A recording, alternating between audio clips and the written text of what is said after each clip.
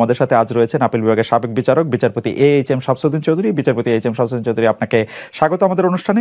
আমাদের সাথে আরও থাকছেন আসিফ নজরুল, অধ্যাপক আসিফ নজরুল। আপনি আমাদের সাথে যুক্ত হয়েছেন, সময় দিয়েছেন, সেজন্য আপনাদের প্রতি আমাদের সবার কৃতজ্ঞতা।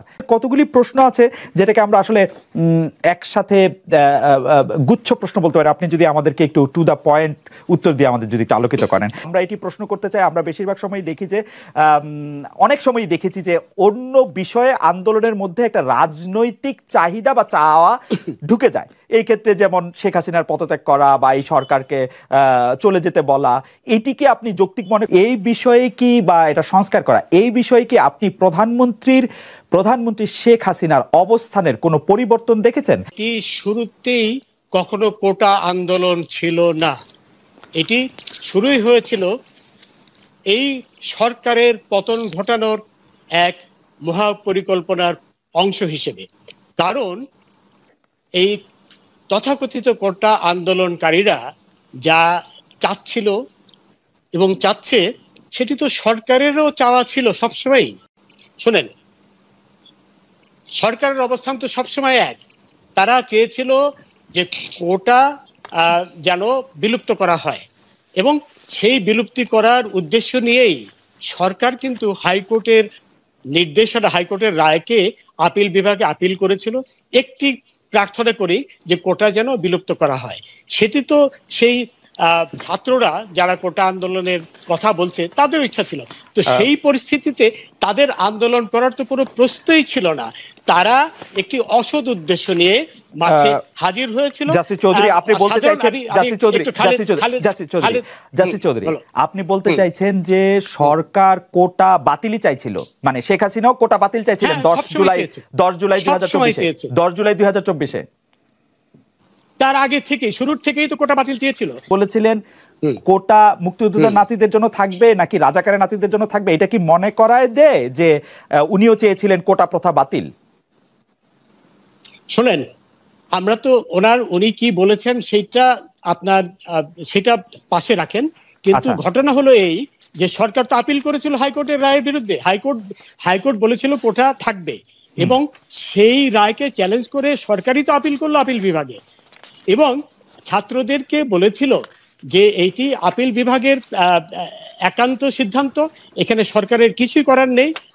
খালেদ, তুমি বলেই বলছি, তোমাকে সবসময় তুমি বলি, তুমি তো খুব ভালো করেই জানো দেশ তো সংবিধান দ্বারা পরিচালিত হয়। সেই অবস্থায় যখন আপিল বিভাগে মামলাটি বিবেচনাধীন, আপনি একজন শুধু বিচারকই না, সর্বোচ্চ আদালতের একজন জুরিস্ট বটে, কিন্তু আপনি কি সত্যি এটি বলছেন যে সরকার এটি চেয়েছিল? সরকার আপিল করেছে, সরকার না চাইলে সরকার অ্যাটর্নি জেনারেলকে এই ব্রিফই দেয় নাই যে কোটা বাতিলের পক্ষে গিয়ে কথা বলো। এই ব্রিফ দিয়েছে আন্দোলন শেষ হওয়ার পরে 18 আগস্টের পরে। প্লিজ তুমি পিটিশনটা দেখো। পিটিশনের অ্যাটর্নি জেনারেল, সর্বোচ্চ আইন কর্মকর্তা গেছিল, সেখানে কোনো ডেপুটি অ্যাটর্নি জেনারেল বা অতিরিক্ত অ্যাটর্নি জেনারেল যায়নি। সেখানে আপিল করেছিল সেই হাইকোর্টের রায়, অর্থাৎ কোটা বাদ করার প্রার্থনা নিয়ে আপিল করেছিল। তো এই ঘটনার পর তো এই ব্যাপারে আর দ্বিমত পোষণের কোনো অবকাশই থাকে না। সরকার চেয়েছিল এই কোটা বাদ করতে, কিন্তু এই সাধারণ ছাত্ররা তো এটা বুঝতে পারেনি। সাধারণ ছাত্রদের বোঝানো উচিত ছিল যে এটি সরকারের হাতে নয়, এটি আপিল বিভাগের হাতে। কারণ সাধারণ ছাত্রকে না, অনেক জ্ঞানী গুণী লোকও কিন্তু জানে না যে সরকার আর সুপ্রিম কোর্ট সম্পূর্ণ আলাদা দুটি সত্তা। সুপ্রিম কোর্ট সরকারের অংশ নয়, এবং সুপ্রিম কোর্টের বিচারপতিরাও সরকারের কর্মকর্তা নয়। এই জিনিসগুলো বোঝানো হয়নি। এখন এটি তো একটা প্রক্রিয়ার ব্যাপার। হাইকোর্টের রায় পেল, সেটি জমা দিল, সেখানে তারা লিভ টু অ্যাপিল অ্যাপ্লিকেশন করতে হলে এটি একটি প্রক্রিয়ার ব্যাপার। কিন্তু তারা তো আপিল বিভাগের রায় তো আর খণ্ডন করেনি বা করতে পারে না। খণ্ডন করলে তো তারা আদালত অবমাননার দায়ে অভিযুক্ত হতো। যে রায় দেওয়ার আগে রায়টি হয়েছে 21 জুলাই, প্রধানমন্ত্রী 17 জুলাই জাতির উদ্দেশ্যে ভাষণে কি করে বললেন যে তোমাদের রায় পছন্দ হবে তোমাদের? How could she no? না, না, আশা করি পছন্দ হবে এই কথা বলেছে, কারণ এখানে এখানে হ্যাঁ এখানে কথা হলো হ্যাঁ বলেছে যে তোমার রায় প্রধানমন্ত্রী তো আর হাইকোর্ট সুপ্রিম কোর্ট পরিচালনা করে না, তাই না? এখন কথা হলো এই কথা তো মনে হচ্ছে যে করে না, মোটেও না, মোটেও প্রধানমন্ত্রী ওই ধরনের কোনো কথাই বলেনি, এইভাবে টুইস্ট করা তো ঠিক না। জাসির চৌধুরী আমরা আবার একটু আসবো আপনার কাছে। একটা বিষয় আপনার কাছে একটু জানতে চাইবো যে এই আন্দোলনটা সম্পর্কে এবং আন্দোলনের মধ্যে যারা সম্পৃক্ত হয়েছেন, যারা সমর্থন করেছেন, যারা রাজপথে নেমেছেন বা যারা দূর থেকে এটি দেখেছেন, তাদের অনেকের মধ্যে অনেক ধরনের ধারণা আছে। কেউ কেউ বলছেন যে ছাত্রদের এই কোটার আন্দোলনটাকে আসলে একটা রাজনৈতিক আন্দোলনের রূপ দেওয়াটা বা এটাকে করা এটা আসলে ঠিক হয় নাই। কেউ কেউ বলেছেন যে তারা নিজেরা আসলে আন্দোলনে ইনভলভ হন নাই, কিন্তু কোমলমতি শিশুদেরকে একদম সামনে ঠেলে দিয়েছেন। তারা হয়তো আশা করেছেন যে তারা মারা যাবে, আমরা এসে ক্রিমটা খাবো।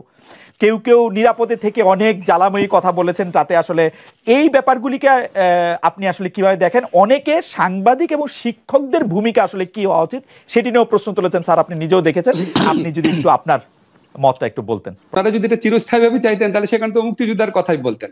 আর আপনি সাধারণ যুক্তিতে চিন্তা করেন, আজকে আপনার এই যে জিয়াউর রহমানের পরিবার কি অনগ্রসর, তাজউদ্দিন সাহেবের পরিবার কি অনগ্রসর?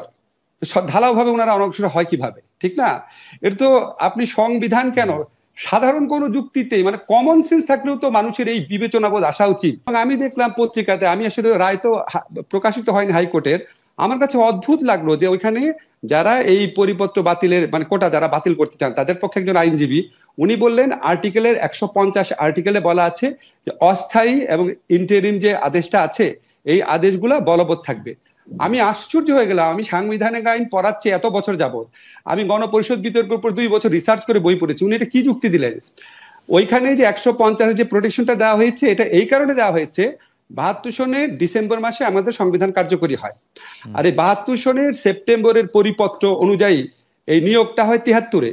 এই 73-এ নিয়োগ দেওয়া নিয়ে যেন কোনো প্রশ্ন না আসে, 73-এ নিয়োগ নিয়ে যেন কোনো প্রশ্ন আসে, শুধুমাত্র সেইটাকে প্রোটেকশন দেওয়ার জন্য 150 এটা বলা হয়েছে, এবং আরো কোনো কিছু কোনো বিষয়কে প্রোটেকশন দেওয়ার জন্য অস্থায়ী, সম্পূর্ণ অস্থায়ী ভিত্তিতে। এবং চতুর্থ তফসিলের হেডিং এ হচ্ছে অস্থায়ী এবং ইন্টারিম অন্তর্বর্তীকালীন বিধান। অস্থায়ী অন্তর্বর্তীকালীন বিধান এই 50-52 বছর পর কিভাবে আসে এবং এটা আদালতে কিভাবে গৃহীত হয়েছে আমি জানি না, আমার কাছে আমি সম্পূর্ণ লস্ট। এটা আমি রায়টা দেখলে হয়তো বুঝতে পারবো। আর আপনি চিফ জাস্টিসের প্রসঙ্গে যে কথা বলেছেন, আমি ওনার কথাটা শুনে আমার আসলে একটু দুঃখ লেগেছে। কারণ কি, আমাদের তো রাজপথে আন্দোলন করার অধিকার সব মানুষের আছে, এটা সংবিধান সম্মত অধিকার। বাংলাদেশে কিন্তু এই রাজপথে আন্দোলনের অধিকার প্রয়োগ করে বাংলাদেশ রাষ্ট্র স্বাধীন হয়েছে। রাজপথের আন্দোলনের অধিকার প্রয়োগ করে স্বৈরাচারী সরকার থেকে আমরা গণতান্ত্রিক সরকার ব্যবস্থা এসেছি। রাজপথের আন্দোলন এমনকি তত্ত্বাবধায়ক সরকার যখন রায় হয়েছে এটার বিপক্ষে বহু রাজপথে আন্দোলন হয়েছে। হ্যাঁ, এখন আমাদের তো বিচারিক সংস্কৃতিতে, আমাদের রাষ্ট্রীয় সংস্কৃতিতে আন্দোলন তো, এবং পৃথিবীর যে কোনো আপনার হিউম্যান রাইটস ডকুমেন্ট যদি দেখেন, আমেরিকার সংবিধানে কোনো সংবিধানে আছে আপনার যদি সরকার আপনার তার দেওয়া ওয়াদা পালন না করে, আপনি যদি হবস লক রুশোর থিওরি গুলো দেখেন, সোশ্যাল কন্ট্রাক্ট থিওরি, আপনি আন্দোলন করে সরকার পতন ঘটাতে পারবেন, সরকারকে পরিবর্তন করে ফেলতে পারবেন। আন্দোলনের প্রসঙ্গে উনি যেভাবে কথাটা বলেছে আমি জানি না উনি কি ইন্টেনশনে বলেছেন, শুনতে ভালো লাগে না। এটা তো কিসের আন্দোলন, মানে এটা তো সাধারণ মানুষের রুটি রুজির আন্দোলন, সাধারণ মানুষের সন্তানদের জীবিকার আন্দোলন, শোষণ মুক্তির বিরুদ্ধে আন্দোলন, সমতার আন্দোলন, মুক্তিযুদ্ধের চেতনা রক্ষার আন্দোলন এবং সংবিধান রক্ষার আন্দোলন, সবকিছুর সাথে আপনি রিলেট করতে পারেন। যাই হোক, আমি জানি না উনি কি উদ্দেশ্যে বলেছেন, আমি চ্যালেঞ্জ করলাম 1000 পৃষ্ঠার গণপরিষদ বিতর্কের মধ্যে একটা জায়গাতেও মুক্তিযোদ্ধাদেরকে চাকরিতে বিশেষ সুবিধা দেওয়ার কথা বলা হয় নাই। মুক্তিযোদ্ধাদের অবদান, তাদের সাহসিকতা নিয়ে অনেক কথা বলা হয়েছে, যৌক্তিকভাবে বলা হয়েছে। শুধুমাত্র তাদের সামাজিক নিরাপত্তা দেওয়ার ক্ষেত্রে আর্টিকেল 15-এ বলা হয়েছে। তো আপনি সংবিধানে নাই, গণপরিষদ বিতর্কে নাই, এবং সংবিধানের সুস্পষ্ট লঙ্ঘন। এটা হচ্ছে মানে সাধারণ মানুষেরকে অসাম্যের দিকে দেওয়া। আমরা যে বলি সবাই আইনের চোখে সমান, সমান সুবিধা পাবে, আর্টিকেল 29 এগুলির সুস্পষ্ট লঙ্ঘন। এখন আপনি সংবিধানের স্পিরিটে গিয়ে এমন একটা জিনিস করবেন যেখানে চাকরি পাওয়ার অধিকার অত্যন্ত অল্প সংখ্যক মানুষের কাছে। আপনি যদি রাজ সরকারি গ্যাজেট দেখেন, যদি আপনি সরকার প্রকৃত মুক্তিযোদ্ধাদের সংখ্যা দেখেন, 1986 সনে মুক্তিযোদ্ধা কল্যাণ ট্রাস্টের হিসাবে ছিল প্রকৃত মুক্তিযোদ্ধার সংখ্যা 70 থেকে 80 হাজার। পরে আওয়ামী লীগ আমলে কেন এটা বেড়ে 3 গুণ হয়েছে আমি জানি না। এর মধ্যে অনেক ভুয়া মুক্তিযোদ্ধা বের হয়েছে। ভুয়া মুক্তিযোদ্ধার আপত্তি হয়েছে প্রায় 60,000-এর বেশি। এখন আপনি কি বলেন, সরকারের অধিকার আছে ভুয়া মুক্তিযোদ্ধাদের পক্ষে আপনি কোটা করবেন? সরকারের অধিকার আছে আপনি মুক্তিযুদ্ধের সন্তান তার পোষ্যের পিছনে করবেন? আমাদের সংবিধান অনুযায়ী কিছু কোটা তো অবশ্যই আপনার রাখা উচিত। যারা আপনার পার্বত্য অঞ্চল অধিবাসী আছে, যারা শারীরিকভাবে প্রতিবন্ধকতা আছে, তাদের কেন আপনি কোটা রাখবেন না? অবশ্যই আপনি কোটা রাখবেন। এমনকি আমি মনে করি মুক্তিযোদ্ধা ফার্স্ট জেনারেশন মুক্তিযোদ্ধা, তাদের জন্য যদি কোটা রাখে, যদি কেউ মুক্তিযুদ্ধ থেকে থাকেন এই বয়সেও, সুবিধা দেন, অসুবিধা নাই, প্রকৃত মুক্তিযোদ্ধা। বাট নাম্বার নিয়ে প্রশ্ন, আপনি কত পার্সেন্ট রাখবেন? দেখেন ভাই, আমাদের এখানে যারা আছে, আমার চেয়ে খালেদ আপনার চেয়ে 8 সনে 2018 সনে লাস্ট ইন্টারভিউতে কত স্ট্রংলি এই মুক্তিযুদ্ধ কোটার বিরুদ্ধে বলেছেন। তো ওনার মুক্তিযুদ্ধের চেতনা কম ছিল? উনি সংবিধান রাষ্ট্র ব্যবস্থা কম বুঝে? উনার চেয়ে বেশি সরকার কে বুঝে বাংলাদেশে? আমি প্রশ্ন করলাম আপনাকে, কে বুঝে বাংলাদেশি? তো বড় একটা রাষ্ট্রীয় ব্যাপার, উনি আরেকটু সুচিন্তিত ভাবে সিদ্ধান্ত নিতে পারতেন। আপনি কোটার পার্সেন্টেজ কমিয়ে দেন। এখন আপনি যারা পার্বত্য অঞ্চলের অধিবাসী আছে, আপনি যদি তাদের জন্য 5% কোটা রাখেন, তাহলে তো অরাজকতা হয়ে যাবে। আপনি 5% পাবেন না, 1% রাখেন। আপনি তো সুচিন্তিত ভাবে করবেন, এটা তো সুচিন্তিত ভাবে করা হয় নাই। আমি তো মনে করি বাংলাদেশে এখনো চাকরিতে 10%-এর মতো কোটা থাকা উচিত, এবং যারা শারীরিকভাবে অক্ষম আছে, যারা আপনার আদিবাসী আছে, এবং যারা আপনার যদি কোনো আপনার থাকে যে নারীদের জন্য যদি আপনি কিছু কোটা দিতে চান, আপনি 10%-এর মতো রাখতে পারেন। আপনাকে সম্পূর্ণ তুলে দিতে কে বলেছে? কোটা সংস্কারের আন্দোলন যারা করেছে তারাও তুলে দিতে বলে নাই। সরকার কোটা রাখছে না, এটা আমি মনে করি আমার নিজস্ব বিবেচনায় একদম অনেস্টলি আমি মনে করি এটা পিওরলি একটা পলিটিক্যাল কোয়েশ্চেন। তো এই পলিটিক্যাল কোয়েশ্চেনে আমি যদি জাজ হতাম, তাহলে আমি এটাকে মেইনটেনেবল ধরতাম না। এখন আপনার ধরেন জাজ যারা হয়েছেন, উনি তো সমাজের বাইরের মানুষ না। আমার কমপক্ষে 10 থেকে 12 জন স্টুডেন্ট আছে সরাসরি, যারা হাইকোর্টে জাজ আছেন। এখন আমি তো তাদের প্রত্যেকের কি একই মানসিকতা? এখন উনি কোন বিচারিক বিবেচনা নিয়েছেন আমি জানি না, তবে ডক্ট্রিন অফ পলিটিক্যাল থিওরি অনুযায়ী এটা নেওয়ার কথা না।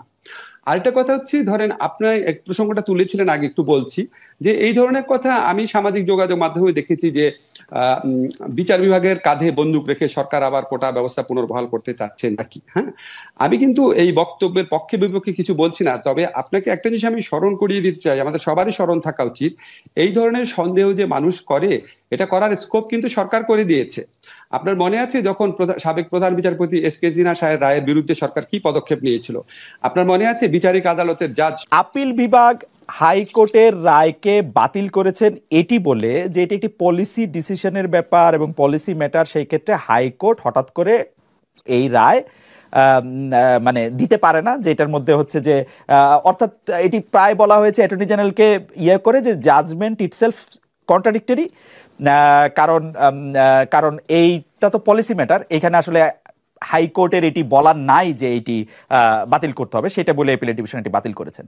কিন্তু ইন্টারেস্টিং ব্যাপার, আপনি দেখেন এই কথা বলে যখন অ্যাপিলেট ডিভিশন হাইকোর্টের রায়টি বাতিল করলেন, সেই অ্যাপিলেট ডিভিশন আবার ঠিক করে দিলেন যে এটি 93%, 5%, 1%, 1%, এটিকে অ্যাপিলেট ডিভিশন পারে। অ্যাপিলেট ডিভিশন এটি করলেন, আমি পুরো প্রশ্নটা করি স্যার, অ্যাপিলেট ডিভিশন এটি করলেন 104 আর্টিকেল নিয়ে, কিন্তু আমার কথা হচ্ছে অ্যাপিলেট ডিভিশন যেটি পারেন না, এটি অ্যাপিলেট ডিভিশন নিজেই বুঝতে পেরেছেন, কারণ তখন আবার বলেছেন সরকার যা চায় তা আবার করতে পারবে। তার মানে যে এইখানে পুরোটাই শোনো, তোমার তো জি আমি পেয়েছি, আমি জবাব দিই।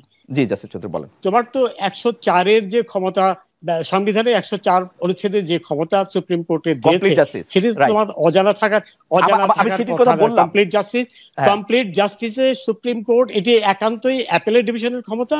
অ্যাপিলেট ডিভিশনের আইনের বাইরে যেও অনেক কিছু নির্দেশনা প্রদান করতে পারে, এবং আমাদের সংবিধানের 112 অনুচ্ছেদ অনুযায়ী আমাদের দেশের সকল কর্তৃপক্ষ সবাই সেই আপিলেট ডিভিশন কেন সুপ্রিম কোর্টের আদেশ নির্দেশ মানতে বাধ্য বটে। সুতরাং এই 104 অনুচ্ছেদই তো ইনভোক করেছে অ্যাপিলেট ডিভিশন।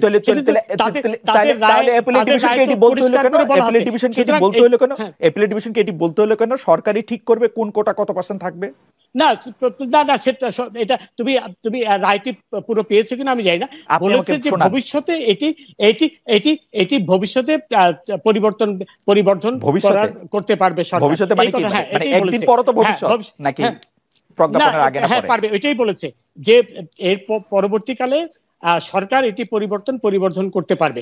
কিন্তু যে রায়টি, যে আদেশ দিয়েছে 104 অনুচ্ছেদে, সেটি তো বাইন্ডিং অন এভরিবডি, প্রতিটি কর্তৃপক্ষ, প্রধানমন্ত্রী থেকে শুরু করে সংবিধান বিশেষজ্ঞ বটে। এবং আপনি সত্যি মনে করেন অ্যাপিলেট ডিভিশন বলে দিতে পারে কোটা 93%, 5%, 1%, 2%? অবশ্যই তোমার এটা জানা উচিত ছিল, 104 অবশ্যই বলতে পারে, এবং সেটি কিন্তু আপিলেট ডিভিশন করেছে। বাংলাদেশে তো সুপ্রিম কোর্ট সভরেন না, সভরেন তো পার্লামেন্ট, ও পারে এটা বলতে। বাংলাদেশে পার্লামেন্ট সভরেন না, এটা তোমার জানা উচিত, তুমি তো বিলে তো থেকেছো। ব্রিটিশ সভরেন্টি অফ পার্লামেন্টের যে তত্ত্ব, সেই অর্থে কিন্তু বাংলাদেশের পার্লামেন্ট, যেখানে লিখিত সংবিধান আছে, সভরেন হলো সংবিধান, একেবারে পরিষ্কার, তোমার বিভিন্ন রায়ে পরিষ্কার। এটা তুমি তো আইন, তুমি তো ম্যাজিস্ট্রেটও ছিলে একসময়, তোমার এটি জানা উচিত। কিন্তু ঘটনা হচ্ছে যে এবং সেখানে সুপ্রিম কোর্ট বাংলাদেশে কোন পার্লামেন্ট থাকা অবস্থায় এই কথা বলতে পারে 93% কোটা করো, 5% কোটা করো, অবশ্যই বলতে পারে।